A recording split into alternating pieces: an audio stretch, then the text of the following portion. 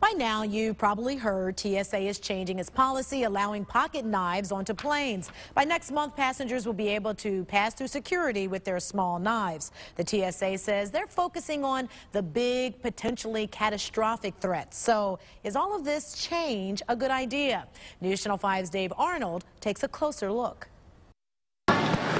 Since 9/11, passengers heading in and out of Cleveland have been used to packing and carrying on just the right items. Anything resembling a weapon, such as a knife, not allowed to be carried on a plane. Simple rule, right? Not so. Starting April 25th, TSA has decided to allow small folding pocket knives up to 2.36 inches and a ½ inch wide to be carried on by passengers. TSA now considers those, certain golf clubs, pool cues, lacrosse and hockey sticks not to be a threat to a plane, and easier on TSA workers who take in 4 tons of knives a month at the nation's 20 largest airports. I think that's not a good idea.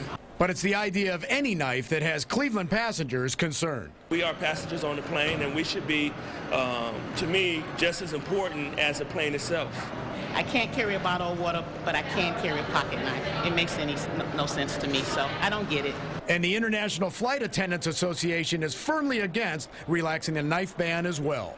It's going to create passenger confusion, and it's also going to bring a weapon on board. It doesn't make any sense to allow knives on board aircraft. A TSA spokesman says the new rule will now align with international flight bans and insists screeners will use common sense in its applications. We need to keep the screening lines moving at this point, and looking for tiny little objects that are not likely to be used to hijack an airplane is really just going to slow things down. But is it progress or a step back? It's a step in the right direction that we're kind of making progress, being that it's a newer thing that they're instituting, and I'm one of the first ones to be traveling in that time period where of course you're going to be nervous. I'm not very comfortable with that, but I guess I don't really have a choice. Dave Arnold, News Channel 5.